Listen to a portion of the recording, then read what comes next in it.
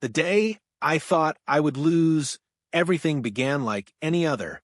My daughter, Sarah, was outside, happily drawing colorful chalk designs on our driveway. It was her way of expressing herself, a simple joy. But then everything changed. A black SUV pulled up, and two men in dark suits stepped out, their faces cold and unreadable. They weren't just strangers, they were sent by someone I dreaded, Karen, the HOA president. They weren't here to offer help or a friendly reminder. No, they were here for Sarah. I could feel my heart pounding as they approached her, their intimidating presence casting a long shadow over our little world. Why? Because she'd drawn a rainbow with sidewalk chalk on our driveway, something no child should be punished for. I had no idea then, but this was only the beginning.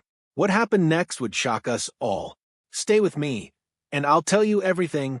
Before I dive into this crazy, unbelievable story, let me ask you something. Have you ever felt completely powerless, like the world around you is spinning out of control? I was just a regular mom, trying to make a home for my daughter and live a peaceful life in a quiet neighborhood. But that all changed one fateful afternoon, and trust me, you won't believe what happened next. You see, Sarah, my daughter, was never the type to follow the usual rules. She was creative, full of life, and always looking for ways to express herself. And on that day, she was doing what any child would do, using sidewalk chalk to draw a colorful rainbow on our driveway. It was innocent, harmless, and certainly not something that should have caused any trouble. But as I stood there looking out the window, I saw a black SUV roll up to our driveway. Two men in dark suits stepped out, looking like they were on a mission. My heart dropped to my stomach. And then I saw her, Karen, the HOA president, standing on her porch, watching with a sinister smile. I knew immediately what was about to happen. They weren't here to play nice. These men weren't friendly neighbors or even a concerned HOA team. They were armed enforcers sent by Karen to punish my daughter for breaking one of her ridiculous neighborhood rules. No chalk on the driveway. What followed next was a terrifying, life-altering confrontation. I had no idea how far Karen would go to make a point. But what shocked everyone, including me, was what happened when the confrontation reached its breaking point. Hold tight, this is just the beginning. The quiet of the afternoon was shattered when I saw that black SUV roll up our street. The moment it stopped in front of our house, a cold chill swept over me. I had no idea what was happening, but I knew it wasn't good. My heart began to race, my thoughts spiraling. Who were these people? Why were they here? I stood frozen for a second, watching through the window. And then I saw them, two men dressed in dark suits, stepping out of the car. They weren't like the usual people I'd see around the neighborhood. They looked professional, and there was something about their demeanor that sent a wave of anxiety over me. These were not friendly visitors. My stomach tightened with a growing sense of dread. In the background, I saw her, Karen, the one person in our neighborhood who had made my life miserable ever since she became president of the HOA. She was standing on her porch, watching with a smirk that made my blood boil. I didn't even have to guess what this was about. I knew. My daughter's chalk drawings. Sarah, my sweet girl, had been out in the front yard earlier drawing a rainbow with sidewalk chalk.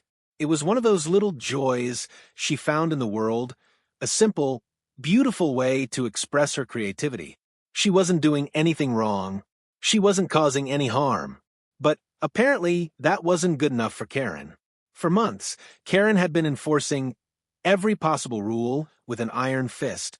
It didn't matter if the rules were ridiculous, outdated, or even cruel. If you didn't follow them, you were in her sights. And now, Sarah, in her innocent desire to create something beautiful, had become the latest target. The men, tall and broad-shouldered, walked toward the driveway with purposeful strides. Their eyes were locked on Sarah, who, at that very moment, was standing there, gazing at the colors she had so carefully drawn. She didn't even see them coming. I ran outside, my heart pounding in my chest, barely able to think straight. I couldn't let them intimidate my daughter like this. As I neared the driveway, I called out, "What is this about? What are you doing here?" The men didn't answer immediately. They just stood there, towering over Sarah, as if they were waiting for her to acknowledge their presence. The taller one, with a cold, expressionless face, turned toward me. His eyes were hard, unyielding. "We've been sent by the HOA," he said, his voice low and controlled, as if rehearsed.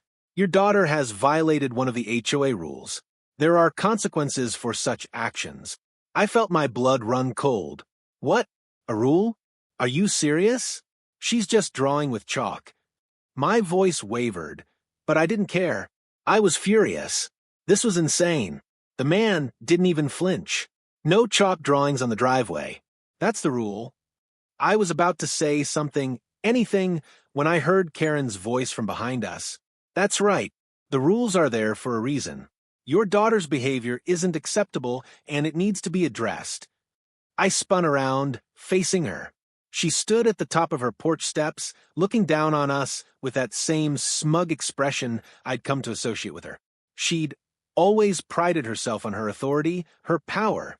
She loved being in control, and she wasn't about to let a simple violation go unpunished. My blood boiled. "You sent these men to intimidate my daughter? For drawing a rainbow on the driveway? This is absurd." Karen didn't back down. "Rules are rules. You've had multiple warnings. Now, your daughter has to face the consequences. If you don't handle this, we will." My eyes flicked to the men standing next to Sarah. They were silent, stoic, and still, as though they had no emotion at all. It was as if they were waiting for a signal, something that would give them the authority to act. My daughter, bless her heart, was trying to hold it together, but I could see the fear in her eyes. Her small hands gripped the sidewalk chalk, and she looked up at me as if asking what was happening, what these strange men were doing in our yard. I took a deep breath, trying to steady my nerves. I couldn't let them break her spirit. I had to protect her, even if it meant standing up to Karen and her enforcers. "Are you really going to stand there and punish my daughter for this?" I said, my voice trembling with a mix of anger and disbelief. "Is this how you choose to use your power? To send men to threaten a child over chalk?" The man who had spoken earlier shifted his stance, looking over at Karen. There was something strange in his eyes, something I couldn't quite place. Regret? Uncertainty? Whatever it was, it didn't fit with the hard, emotionless exterior they were putting on. Karen, however, was unyielding. "We've tried to be lenient, but this has gone too far. She needs to learn that actions have consequences. If you're not going to discipline her, we will." I could feel my fists clenching, the anger bubbling to the surface. How dare she? How could she treat my daughter like this? Over chalk drawings? It was as if Karen saw herself as the ultimate authority, a ruler who could decide who deserved to have fun and who didn't. She had crossed the line, and I was done being passive. I walked up to Sarah, kneeling down to her level. "Sweetheart, I need you to go inside. Go upstairs to your room for now, okay?" Her eyes were wide with fear, but she nodded. "Mom, I'm sorry. I didn't mean to break any rules." I hugged her tightly, holding back the tears that threatened to fall. "You didn't break any rules, honey. Don't let them make you think you did. Go inside. I'll handle this." As Sarah slowly walked toward the door, I stood up, facing Karen and the men. "You won't get away with this. I don't care what the HOA says. You don't have the right to send armed men to intimidate children over something this small. I won't let you destroy my daughter's innocence." The men looked at each other, and for a brief moment there was a flicker of doubt in their eyes. They shifted uncomfortably on their feet, as if questioning what they were really doing here. But Karen's voice cut through the tension like a knife. "You need to understand," she said, her voice growing more venomous. "This is bigger than you. You'll regret this. You'll regret not listening." I was about to respond when something surprising happened. One of the men, the one who had seemed more hesitant, spoke up. "Karen," he said, his voice almost a whisper, "I don't think this is right." The words hit me like a jolt of electricity. It was as if the world around us had paused. For a brief moment, I saw a crack in the facade of Karen's power. Maybe, just maybe, things weren't as clear-cut as they seemed. But before I could process what had just happened, the other man stepped forward. "We need to go," he said firmly, his voice harsh. "We're done here." The two men turned to leave, and I watched, my heart pounding in my chest. What just happened? Had they really left? Or was this just the beginning of something even darker? It wasn't the first time Karen had made things difficult for us. In fact, it had started months ago, though at first I didn't realize the extent of her obsession with controlling every little detail of our neighborhood. What started as minor annoyances, a complaint about the placement of our trash cans, the supposed violation of lawn maintenance, quickly spiraled into something much darker. The HOA, under Karen's leadership, was no longer just about maintaining the neighborhood's appearance. It became her personal battleground, and anyone who dared to challenge her authority would quickly find themselves in her crosshairs. I thought I could handle it. I thought I could brush off her petty complaints and live my life peacefully. But Karen wasn't like any other neighbor. She didn't stop until she had absolute power. At first, I tried to ignore it. When Karen first complained about the trash cans not being placed in exactly the right spot, even though we followed every rule the HOA had posted, I assumed it was just a small, silly issue. I'd apologized, adjusted the placement, and figured it was a one-time thing. But she wasn't satisfied with that. Weeks later, Karen sent me another letter, this time about our front lawn. We had a couple of garden gnomes, a small bird bath, and a few potted plants, things that made our house feel warm and welcoming. Apparently, these violated the HOA's rule about appropriate yard decorations. The letter was passive-aggressive, stating that we had to remove the decorations or face a fine. It didn't matter that no one else in the neighborhood had been called out for similar violations. The message was clear. Do what I say or face the consequences. I remember the feeling of frustration that washed over me as I read that letter. It wasn't just about the gnomes or the plants. It was the way she used her position to make people feel small. I was being punished for having a little personality in my front yard. But Karen wasn't finished. After the decorations came the no bicycles on the sidewalk rule. Sarah had a pink bicycle that she loved, and I didn't see any harm in letting her ride it up and down the driveway. She was a child, for heaven's sake. But Karen's letter this time came with a warning, no bikes on the sidewalk, it's a violation of the HOA rules. It didn't matter that we lived in a quiet, peaceful street, with barely any traffic. She had an issue with it, so it became an issue for everyone. Each complaint felt more ridiculous than the last, but I complied, hoping things would get better. I removed the decorations, made sure Sarah's bike stayed off the sidewalk, and even started walking around the neighborhood with a ruler to make sure the trash cans were placed perfectly. I was exhausted, but I thought if I did everything she wanted, maybe she would leave us alone. That was until the sidewalk chalk incident. Sarah had always loved to draw. It was her favorite activity, one that gave her a sense of calm after a long day at school. She'd draw on the driveway with chalk, sometimes creating colorful rainbows or shapes that made her smile. For me, it was a small joy seeing my daughter's creativity bloom. But to Karen, it was an affront to her carefully curated world. I never thought that something so innocent could cause such a storm. It was just chalk. It would wash away in the rain. But Karen's letter arrived, and this one was different. It wasn't a polite warning or a passive-aggressive remark. No, this letter was a threat, a thinly veiled attempt to intimidate us into submission. The tone was harsher, colder, and laced with a warning. If this behavior continues, there will be consequences. You will be fined and forced to comply with the HOA's rules, or you will face further actions. I couldn't believe it. The HOA, the very place that was supposed to ensure the safety and order of the neighborhood, had become a weapon in Karen's hands. She was using her power to control not just the aesthetics of our surroundings, but the very essence of our daily lives. And worse, she was coming after my daughter. The next few days were a blur. I spent hours thinking about what to do. Should I fight back? Should I challenge her in front of the whole neighborhood? I knew I couldn't back down. Not for Sarah. I would not let Karen destroy her happiness, her love of art, or her sense of freedom. But as much as I tried to stay calm, the situation grew worse. Karen seemed to be everywhere. At the grocery store, she'd watch me from a distance, always with that smug expression on her face. At the school drop-off, I'd catch her eye, and she'd stare at me as if daring me to step out of line. It was as if she was waiting for me to slip up, just so she could punish us. One evening, as I sat on the porch, trying to make sense of everything, I saw her walking down the street toward our house. My stomach tightened. I knew something was coming. She stopped at the foot of our driveway, glaring at me from across the yard. Her voice rang out, cutting through the quiet evening air. "You're still letting your daughter draw on the driveway, aren't you? I told you before, this isn't a playground. This is a respectable neighborhood." I tried to remain composed, but the words hit me like a slap. "Karen," I said, my voice shaking with frustration, "it's just chalk. It's harmless. She's a child. Let her be." But Karen wasn't hearing me. "If you don't get that under control, I'll be forced to take further action. You've had your warning."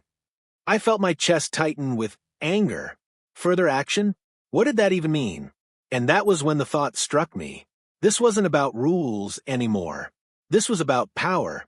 She was going to use every tool at her disposal to break us. The next day, I received the email. It was from the HOA. The subject line read, "Final notice, violation of community rules." The email was loaded with threats, a list of fines, and a warning that our violation of the chalk drawing rule could escalate if not addressed immediately. I stared at the screen in disbelief. This wasn't a neighborhood anymore.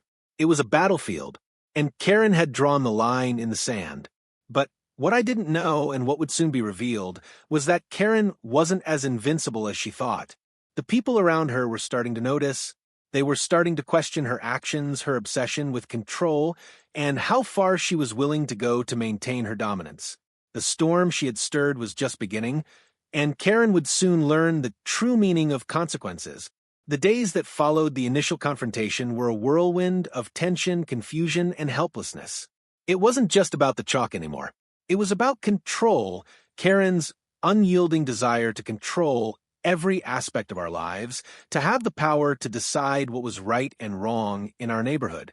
But there was something more sinister beneath the surface. She was playing a game, and she was willing to do whatever it took to win, even if it meant manipulating the very people who once considered her a simple nuisance. It started slowly, with subtle signs that something was off.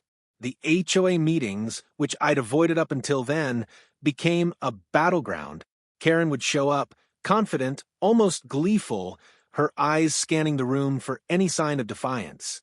If someone spoke up about an issue, no matter how small, she would shut them down with a cold, cutting remark. Her tone was sweet, almost too sweet, but the underlying venom was unmistakable. By the time Sarah and I had gotten the letter about the chalk, I could sense that Karen had taken things too far. It was no longer about following the rules. It was about making an example of us. But why us? What had we done to deserve her wrath? The truth was, I didn't know, and that uncertainty ate at me every day. Was it personal? Or had Sarah's simple act of drawing on the driveway triggered something deeper in Karen's psyche? I spent nights lying awake, going over every conversation I'd had with Karen. What had I missed? The signs were there, but I hadn't understood them. The constant requests for perfection, the obsessive need to control. She wasn't just trying to enforce rules, she was trying to create a world where everything, every single thing, revolved around her idea of order. It was a world where she could be the queen, the only one with the power to decide who belonged and who didn't.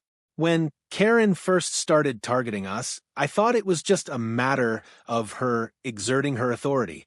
I told myself, she's just a petty person trying to get her way.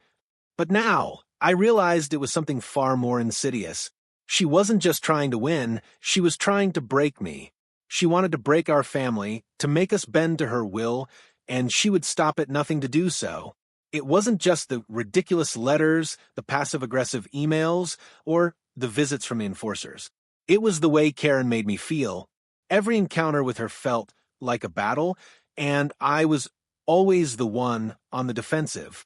She had a way of speaking that made me second-guess myself, made me feel like maybe I was overreacting, maybe I was the one in the wrong. She had a way of twisting everything into a fault of my own. I remember one conversation vividly.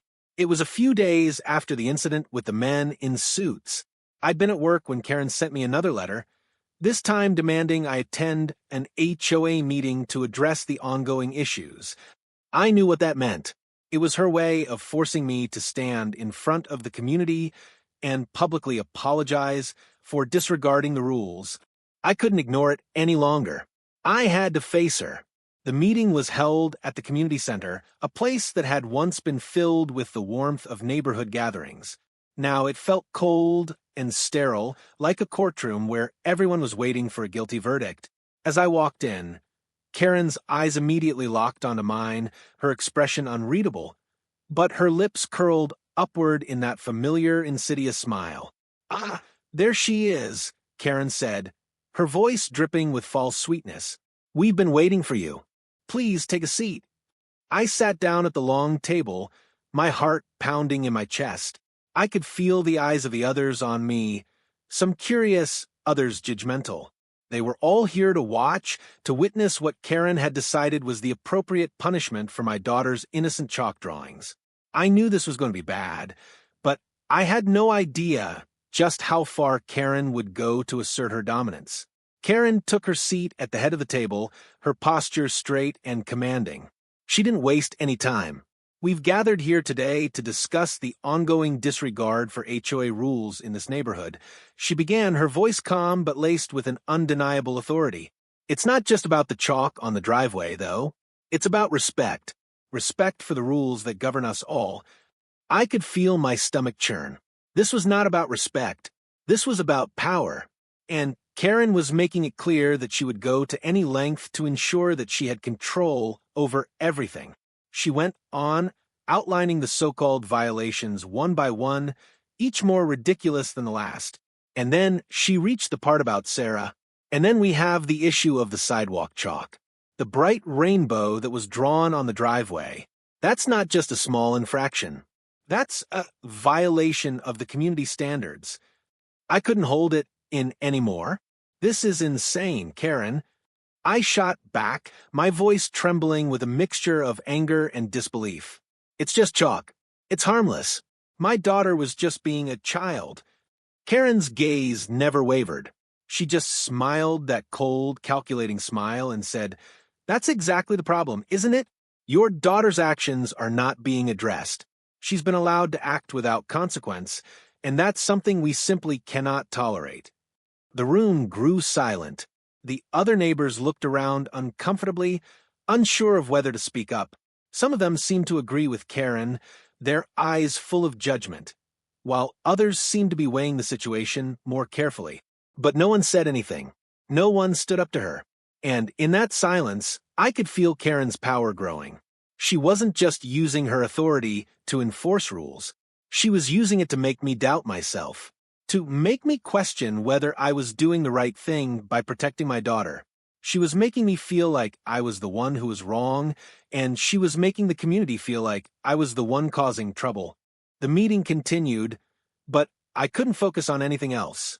The more Karen spoke, the more I realized that she wasn't just after Sarah, she was after me. She was trying to manipulate everyone around her into thinking that I was the problem. She was using fear, intimidation, and guilt to bend people to her will. It wasn't just about following the rules. It was about making sure that everyone knew who was in charge. And Karen made it clear that if you didn't fall in line, there would be consequences. But as I sat there listening to her diatribe, something inside me snapped.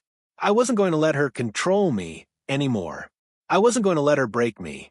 And I certainly wasn't going to let her destroy Sarah's spirit.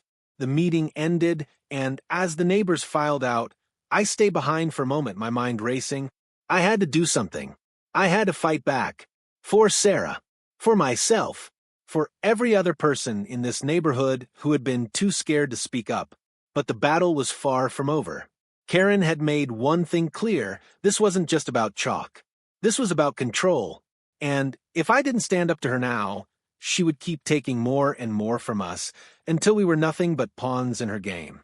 By the time I walked out of that meeting, I was filled with a sense of determination I hadn't realized I had. Karen had pushed me to the edge, and now I had a choice to make. Either I back down and let her control my family, or I fight back with everything I had. As I stepped into the cool evening air, I felt the weight of everything pressing down on me. This wasn't just about sidewalk chalk or petty HOA rules anymore. It was about standing up for my daughter, for my family, and for the entire neighborhood that had been living in fear of Karen's authoritarian grip. The tension between Karen and I was reaching a boiling point. But what happened next was something I never saw coming. The following morning, I woke up to find my phone buzzing incessantly. At first, I assumed it was just the usual text messages, maybe another complaint from Karen or one of her enforcers. But when I picked up the phone, I saw something I hadn't expected, a message from Jim, the man who had been with the enforcers during that initial confrontation with Sarah. He had been the one who had looked at me with that flicker of doubt in his eyes, the one who had seemed uncomfortable with what was happening. The message was short, but the weight of it hit me like a ton of bricks. I think you need to know something. I'm not the only one questioning this. Karen has been getting more out of hand than you realize.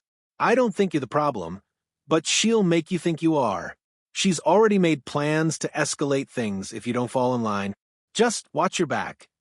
I stared at the screen, trying to process what I was reading. What did this mean? Jim was warning me? Why would he reach out after everything that had happened? It didn't make sense. But at the same time, it was a wake-up call. This wasn't just about one woman wielding power. This was about something much bigger, something I had no idea I was up against. A surge of adrenaline flooded through me. I had to act fast. I needed more information. I needed to understand what was really going on behind the scenes. And Jim, for reasons I couldn't yet comprehend, seemed to be offering me a lifeline. I grabbed my phone and dialed the number. It rang twice before he picked up. Hello. His voice was quiet, almost tentative. Jim, it's me. What's going on? Why are you warning me? What's Karen really up to? I demanded, trying to keep my voice steady, despite the fear creeping into my chest. There was a long pause before he spoke again. Listen, I don't have much time. Karen's got more people on her side than you think. The HOA isn't just about rules anymore. It's about control. She's manipulating everyone. It's not just you and your daughter she's targeting. She's got her eyes on a lot of people in the neighborhood. People who don't toe the line are being silenced. But I'm not sure how far she's willing to go. I felt my heart race as I listened to his words. Silenced? What did that mean? Was she blackmailing people? Was she making people disappear? The questions swirled in my mind, each one darker than the last. I don't know what to say, I said, struggling to keep my voice from shaking. What do I do now? How do I stop her? I don't know, Jim answered, his voice low and tired. But you need to be careful. She's going to push harder, and if you don't play along, things will get worse. I'll try to help, but right now, you have to be smart. Don't make her think you're a threat. That's the only advice I can give you. Before I could respond, the call ended abruptly. The line went dead. I stood there in shock, the phone still pressed against my ear. What had just happened? Jim had warned me, but he hadn't said enough. He hadn't given me any real answers, just more questions. That's when I realized something. Karen wasn't just playing games. She wasn't simply the cruel HOA president trying to keep up appearances. She was running a tight, ruthless operation, and she would do whatever it took to maintain control, even if that meant destroying people's lives in the process. And I was about to become her next victim. The rest of the day passed in a blur. I tried to reach out to some of the other neighbors, but the fear that had been instilled in them was palpable. No one wanted to talk. No one wanted to make waves. They had all been cowed into silence by Karen's subtle threats, and even though I could tell some of them wanted to stand up, they were too afraid to act. By the time I sat down for dinner that night, the full scope of the situation had begun to sink in. It wasn't just about a woman and her overbearing rules. It was about power, raw, unchecked power. And Karen wasn't going to stop until she had complete control. But then, as I was about to pick up my phone and begin making plans to confront her again, there was a knock at the door. I wasn't expecting anyone, and my first instinct was to be cautious. Was it Karen? Had she sent someone to intimidate us again? I opened the door slowly, and to my surprise, it wasn't a man in a suit. It wasn't an enforcer. It wasn't even Karen herself. It was someone I didn't recognize, a woman middle-aged, dressed in casual clothes, her expression serious but not hostile. "Can I help you?" I asked, trying to hide my suspicion. "I'm Jessica," she said softly. "I'm one of her neighbors. I've heard what's been happening, and I think it's time we talk. Karen's not the only one who has control here, and it's time someone stood up to her." I blinked, stunned. What was happening? First Jim, now Jessica? It seemed like I was finally finding allies, people who were also fed up with Karen's grip on the neighborhood. But what could they do? And more importantly, what was Karen planning next? Jessica stepped closer, lowering her voice. "I've been watching. She's already taking things to the next level. She's planning to push you into a corner. But we can stop her. We have to act fast." That was the moment I realized the true extent of what was at stake. Karen wasn't just controlling a neighborhood, she was orchestrating something much larger. And now I had to decide whether I was ready to fight back, not just for my family, but for everyone who had been forced into silence by her cruelty. The game had changed, and it was no longer just about chalk on a driveway. It was about survival. The days following Jessica's visit were a whirlwind of emotions. I felt like I was standing at the edge of a cliff, knowing I had no choice but to jump. The quiet, controlled world Karen had built in our neighborhood was beginning to unravel, and there was no going back. Jessica had offered a glimmer of hope, but I knew the risks. If we were going to fight back, it wouldn't be easy. Karen wasn't just some petty HOA president anymore. She was a woman with power, and power, as I had learned, was not easily relinquished. Over the next week, Jessica and I met several times. She introduced me to a few other neighbors who, like her, were fed up with Karen's manipulation. We formed a small, quiet coalition of those who were willing to stand up, those who wanted to reclaim their neighborhood from Karen's iron grip. But the more we talked, the clearer it became that Karen's reach was far wider than we'd imagined. She had eyes and ears everywhere, in the form of enforcers, loyal supporters, and even other HOA members who had been too afraid to speak up. We had to be careful, I reminded myself. One wrong move, and Karen would crush us before we even had a chance to act. But I couldn't back down now. This wasn't just about chalk or arbitrary rules anymore. It was about justice, about standing up for what was right. That's when we started to gather evidence. Quietly, secretly, we began documenting every violation Karen had made, from her overreach in punishing minor infractions to the more serious tactics she used to intimidate and control the community. Every email, every letter, every conversation that was out of line, we recorded it. But we knew that wasn't enough. We needed more. One night, I was going through some of the documentation we'd gathered when I received another message from Jim. My hands shook as I opened it. His messages had been sparse, and every time he reached out, I could feel the weight of his words. This time it was different. "You need to be prepared. Karen's planning something big. If you don't stop her now, she'll make sure everyone who opposes her is ruined. She has something up her sleeve, and you're the target. You're the one she wants to break." It was like a bucket of cold water had been thrown on me. My heart skipped a beat, and I felt an overwhelming sense of dread. I'm the target? I had known Karen would fight dirty, but this was personal. I had no idea what she had planned, but whatever it wasn't good. In the days that followed, I noticed an unsettling change in the way Karen interacted with me. She was everywhere. She would stop by the front yard while I was doing chores, pretending to check on the neighborhood, but I could tell it wasn't just a casual visit. She was watching, waiting for me to make a mistake. She made pointed comments about my lack of respect for the rules whenever she saw me, her voice dripping with condescension. Then came the letter, a formal notice from the HOA. I opened it slowly, knowing something terrible was about to unfold. The letter informed me that I was being fined for violating several unspecified rules I had never been told about. It was clear This was her retaliation for standing up to her at the meeting, for challenging her power. But the letter went even further. It threatened legal action, implying that my behavior had disrupted the peace of the neighborhood. It felt like a punch to the gut. I had been expecting something like this, but seeing it in writing made it all too real. Karen wasn't just going to let this go. She was going to make sure that I suffered for every time I had spoken out, every time I had questioned her authority. She wanted me to be silenced, to break me down until I no longer had the strength to fight. But I couldn't let her win. Not now, not after everything I had gone through. I had already seen what she was capable of. I had already seen the damage she had caused, and I couldn't allow her to keep doing this to others. I called Jessica, immediately, my mind racing. "It's happening," I said, my voice low but filled with resolve. "She's coming after me. She's escalating things." "I know," Jessica replied quietly. "We've been expecting it. She won't stop until you're out of the picture, but that's what she wants. She wants you to feel like you have no other choice but to back down." "What do we do?" I asked, my voice shaking slightly, though I was trying my best to hide the fear.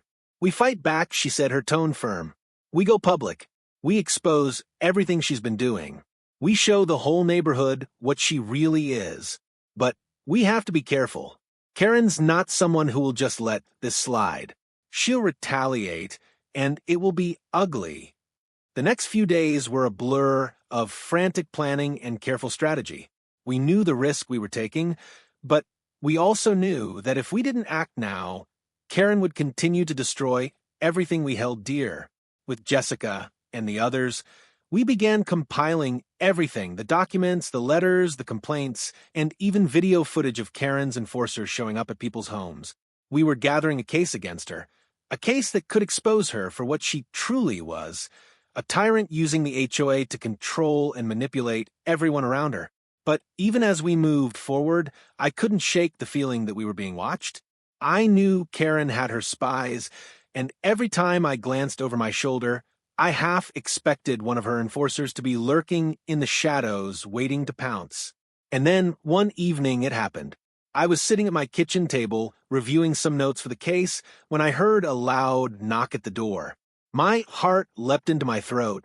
I didn't need to guess who it was. I had known this moment would come. Karen was ready for a confrontation. I opened the door slowly, my breath catching in my chest. But when I saw who stood there, I wasn't prepared for what happened next. It wasn't Karen. It was one of the enforcers, the taller man, Jim. But this time, his expression was different. Gone was the cold, unfeeling demeanor. His face was filled with something I hadn't expected: regret.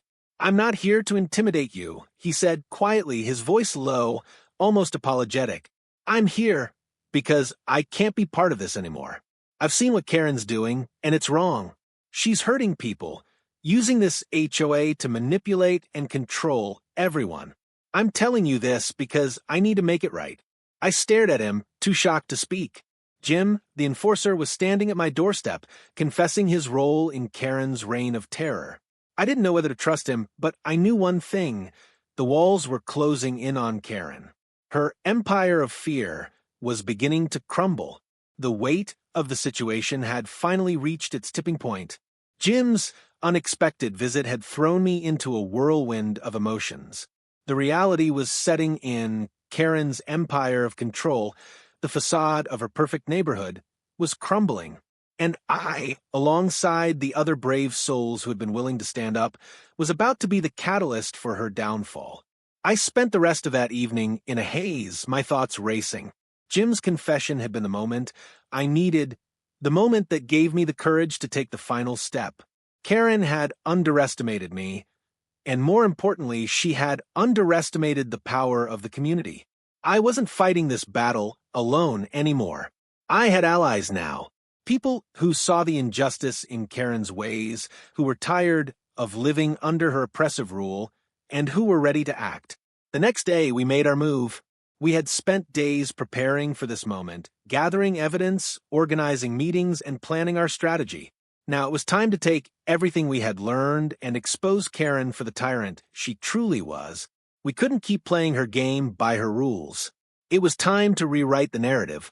The first step was to organize a public meeting, one that would draw attention from everyone in the neighborhood. We sent out invitations to all the homeowners, carefully wording them to ensure people would feel safe attending. We needed them to understand that this wasn't just about me or Sarah. This was about all of us, about reclaiming our neighborhood from someone who had taken a hostage. I couldn't help but feel a pang of nervousness as I prepared for the meeting. The fear was still there, but it was no longer paralyzing. It had become fuel for the fire that would drive me to confront Karen once and for all. As the hour approached, people began trickling into the community center. It was a small crowd at first, a handful of neighbors who, like me, had been pushed to their breaking point. But as time went on, more and more people showed up. Some were familiar faces, others were strangers, but one thing was clear: the tide was turning. People were starting to realize that they weren't the only ones who had suffered at Karen's hands. They weren't the only ones who had been too afraid to speak out.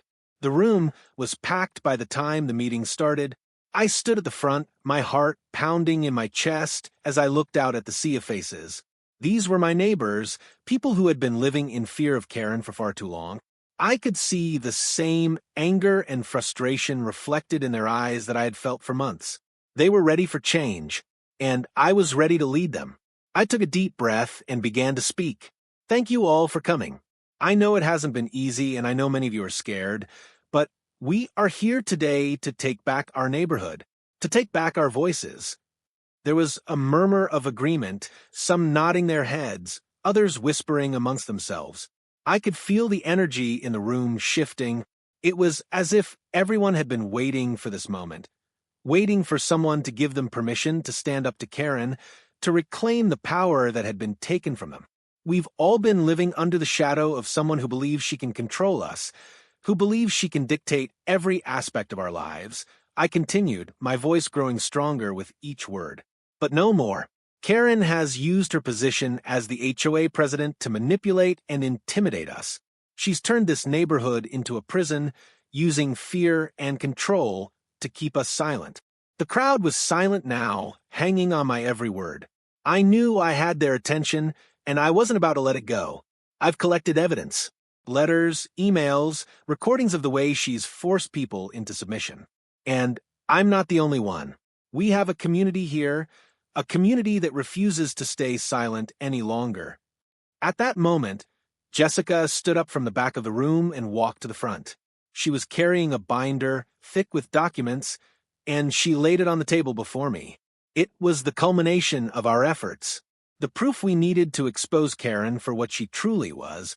The room was quiet as she opened the binder, and I could feel the weight of everything we had gathered pressing down on the table. This, Jessica said, her voice steady, is the evidence we need. It's time to take back our neighborhood. I glanced at the crowd, seeing the hope and determination building in their eyes. They were no longer afraid. They were empowered.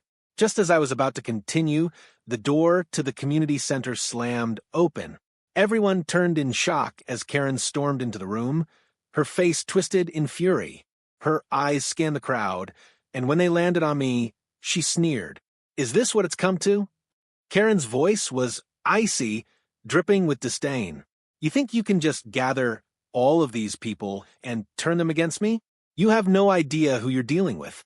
I stood tall, meeting her gaze without flinching. No, Karen. You're the one who doesn't know who you're dealing with. This isn't your kingdom anymore. You can't control us with fear anymore. Her face flushed with anger, and she took a step forward. You think you've won? You think I'm going to just let this go? You've made a huge mistake. This neighborhood will never be the same. No, I replied, my voice unwavering. You've made the mistake, and it's over. The tension in the room was palpable. Karen's eyes flicked between the documents on the table and the crowd of people standing behind me, their expressions resolute. She could see the shift in power. It was no longer just a handful of people willing to stand up to her. It was a movement, one that had the support of the entire neighborhood. She opened her mouth to speak, but before she could, the sound of sirens echoed outside. Everyone turned toward the window, and it wasn't long before a police car pulled up to the front of the community center. I could see the officers stepping out, and in that moment I realized just how far we had come. This wasn't just about the HOA anymore. This was about justice. Karen's face drained of color as she realized what was happening. The police were here, and we had the evidence to take her down. "You're done, Karen," I said, my voice steady, but full of the weight of everything that had led up to this moment. "You're done." As the officers entered the room, Karen's defiance crumbled. She knew it was over. The community she had once controlled, the fear she had instilled in all of us, had finally broken. The power had shifted. The officers stepped forward, asking Karen to step outside with them. She hesitated for a moment, but there was no escape. They had the evidence, and she had nowhere to run. As she was escorted out, I looked around at the people who had stood with me, who had fought alongside me. We had taken back our neighborhood. We had taken back our voices. And it felt damn good. You've seen how the power of one person, when backed by a community, can take down even the most intimidating of oppressors. This is just one example of how standing up for what's right can bring about change. But the truth is, there are still countless others out there who need a voice, just like we did. If you've ever been silenced, controlled, or made to feel powerless, now is the time to act. Stand up. Speak out. You are not alone. Drop a comment below and share your story. Have you faced someone like Karen? How did you overcome it? Let's create a space where we can support one another and keep pushing for justice. If you believe in the power of community, like and share this video, because when we unite, there's nothing we can't achieve. And if you haven't yet, don't forget to subscribe to the channel. You don't want to miss what's coming next. Together, we can fight back. Together, we can make a difference.